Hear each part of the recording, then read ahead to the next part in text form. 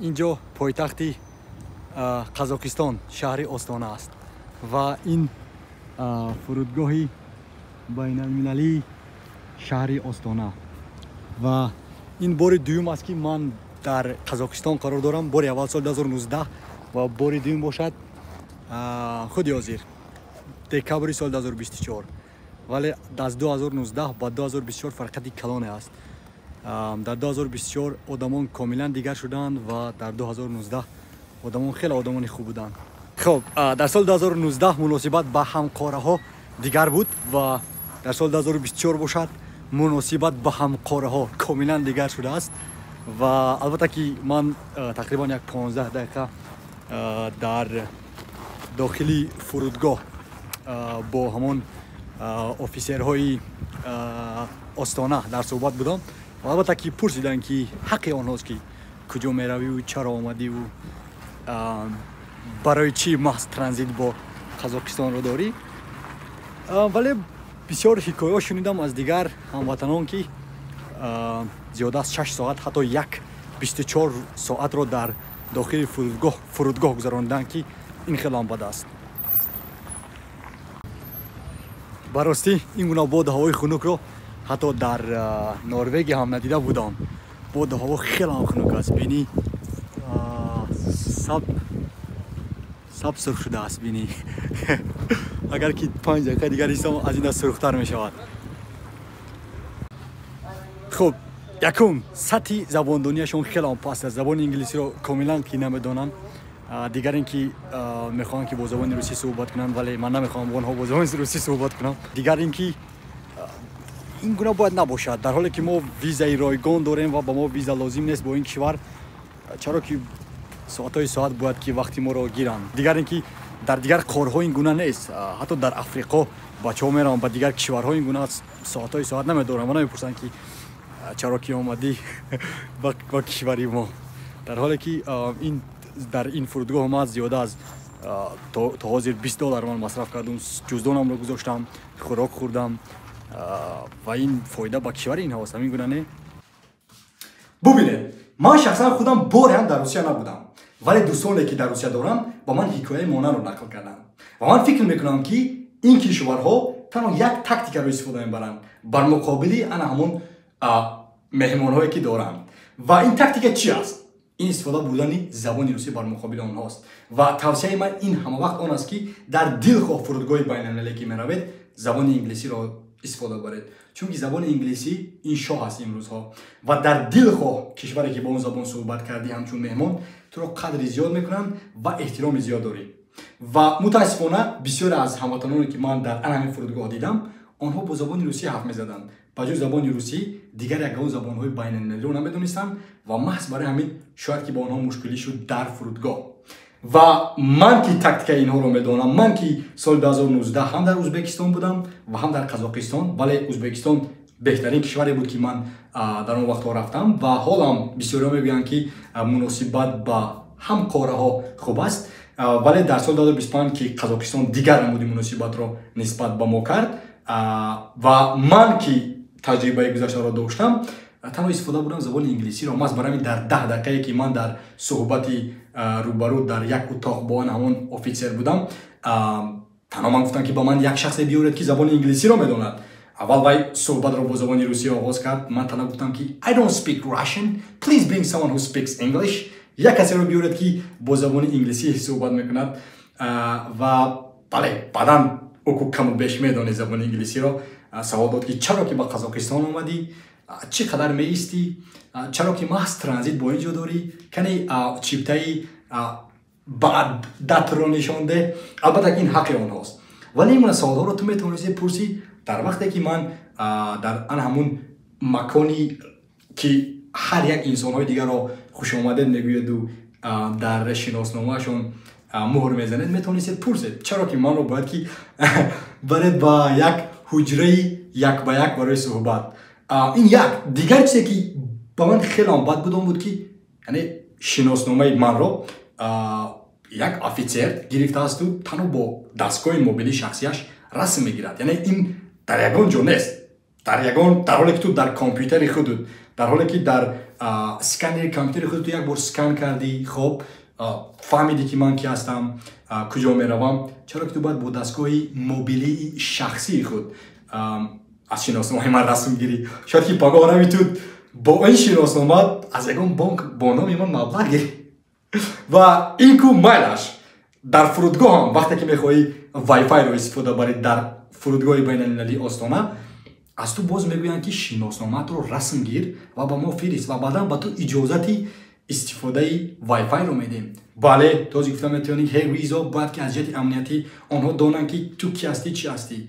خب در وقتی که من میایم گیرد شناسنامه رو رسم گیرد تصدیق کنید که کی هستم. ولی چرا که من باید حتی برای استفاده وای فای در فرودگاه که برای 8 ساعت هستم باید که شناسنامه با شما فرستم؟ یعنی معلومات شخصی رو باید که کسی نداند که اینجا در حقوق حمایه معلومات شخصی هم باید باشد. یعنی این گونه مشکلات های بود که من در فرودگاه بین المللی آستانه دیدم. ولی از همه بدش این است که همون من فکر کردم که تمام افیسرها این گونه مناسبت میکنن ویلکم تو کازاخستان، ولی در همون مکانی که در فرودگاهی که دیگر شخصا مثل قهوه فروش ها در جایی که باغاج خود رو میگذاری کسی مناسبت خوب ندارد و در آخر با خود سوال میدی که آیا آمدن و در این کشورم چون مهمان شدن و مبلغ مصرف کردن ارزنده است؟ نه. کشورهای بزرگ با مثل اسپانیا، ایتالیا، خب فرانسه رو ببینید، این کشورها سببی که در هر سال در جای یکم دوم سوم میستن اون است که احترام زیاد دارن با مهمان و مهمان است یا که سیاح است کسی که اقتصادیات آنها رو پیش میبرد. ولی متاسفانه من این گونه مناسبت رو در قزاقستان ندیدم و در 2 ماه اخیر من سفرهای زیاد داشتم. یکی از دیگر سفرم این بود با دیگر کشور سابق اتحاد شوروی آذربایجان و پایتخت شهر باکو و مناسبتی که من در آذربایجان دیدم این افسانه‌ای بود و من 100% از گفتم میتونم که آذربایجان نظر به قزاقستان در مورد مناسبت با همکارها و عموما انسانیت و حقوق انسان یک مرتبه نه 25 مرتبه بالاتر است. چون که وقتی که من از دوشنبه با باکو پرواز کردم و در باکو باید که دیگر هواپیما رو می داشتم و با بوداپشت پرواز میکردم و این همگی 2 ساعت وقت بود. ولی متاسفانه برف زیاد که بارید ما کمی دیر آمدیم با فرودگاه بین المللی شهر باکو و من با همان کارگرانی که در فرودگاه بودن گفتم که با زبان انگلیسی گفتم که من باید که دیگر هواپیما رو گیرم و کمک شما با من لازم است. و بعد در حال بچه با زبان انگلیسی با من صحبت کرد، خوب تصدیق کرد که من با کجا میروم و گفت که مشکلی نیست، بیا من تو رو با دیگر قسم فرودگاه میبرم چون که در اون طرف هواپیما پرواز دارد. و بعد او با دیگر همان همکارهایش در فرودگاه زنگ زد و آنها از این طرف به این طرف با درهای خودی که تنها آدمان VIP را در آنجا میبری من رو گرفتند و بردن با دیگر قسم فرودگاه. حتی همان افیسری که بود گرفت شناسنامه من رو، کارت اقامتم رو و گفت که حتی با من 4 دقیقه ده خودم رفته چک این میکنم در همان هواپیما و من تنها 4 دقیقه ایستادم. بعدا میبینم که الان همون بوردینگ پاس که از چیپتم هست پر آماده است در داخل شناسنامه‌ام و با چهره خندان Welcome to Baku and hope to see you again بود و بله من حالا اگر که امکانات شد براستی با عشق زیاد با مهر و محبتی به اندازه میخوام که با باکو بار دیگر برگردم و در آنجا مبلغ مصرف کنم و سیاحت کنم این کشور رو. ولی این مناسبت در قزاقستان نبود و میخوام که در مورد معاش های انمان فرودگاه صحبت کنم چون که ببینید هر یک کاری که هست در فرودگاه این تجارت است. اگر که سیاحان نروند به این کشور، اگر که سیاحان به همون فرودگاه نروند، آن فرودگاه مبلغ درآمد نمیآورد. وقتی که اون مبلغ درآمد نآورد، کارگرانی که در فرودگاه هستند معاش نمیگیرند. خب و اون یک قسمی از همون اقتصادیات کشور است و بچه‌هایی که در قزاقستان بودند تمامی را فکر نمیکنند که با این مناسبتی که آنها کردن نسبت ما این بر مقابل خودشان بود. چون که ما بودیم همان آدمانی که همان روز معاش آنها رو پرداخت کردیم.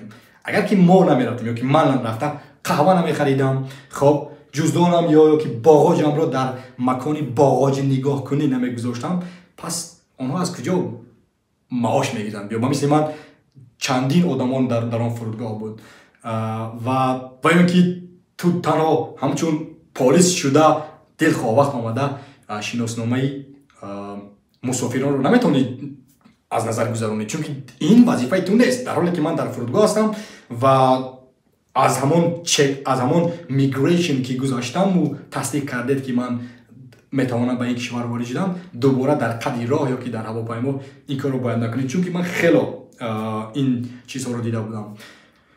бале, яъне ин таҷрибаи ман буд дар Қазоқистон ва ман мехоҳам ки ҳар як таҷрибае ки дошта бошам аз сайёҳӣ ба шумоам расонӣ кунам. Таҷрибаҳоям дар бораи сайёҳат ба Белгия, ба Норвегия, ба дихо кишваре ки рафта будам имконияти сабти навор буд, онро анҷом додам ва дар ояндаам нақша дорам ки ҳар як ҳикояи худро ба шумо нақл кунам. Вале аз ҳама нуқтаи муҳим он аст ки истифода бурдани забони инглисӣ, омӯхтани забони инглисӣ, чунки дар дилхоҳ кишваре ки ту рафтиву забонро донистӣ, ягон офитсер, ягон шахси бегона наметавонад ки аз ту истифода барад, чунки албатта дар ҳолати ҳуқуқҳои байналмилалӣ дар он ҷо эҳтиром карда шаванд. ва барои ҳамин боз мегӯям ки забономӯзиро хубтар кунед, сахттар қапед ва ягона забоне ки мехоҳед омӯхтан ин бояд инглисӣ бошад. Забони инглисиро наомӯз, ба ту лозим нест, ина ба ман лозим нест, ба ту ҳам лозим нахоҳад буд. Ягона забоне ки хоҳи байналмилал ин албатта ки забони инглисӣ аст. ва баъдан рафт забонҳои испаниро омӯз, хоб забонҳои арабиро омӯз, забони тоҷикиро хуб омӯз ва баъд ҳама чи гулбоғи ба боғ мешавад. خب با همین این نوار رو جمع بست میکنم و شاید که دیگر با استرالیا نایم، ارزنده نیست. با دیگر کشورها رفته در اونجا مبلغ مصرف کنی خوبتر است. بله، تا ویدیو دیگر خیر.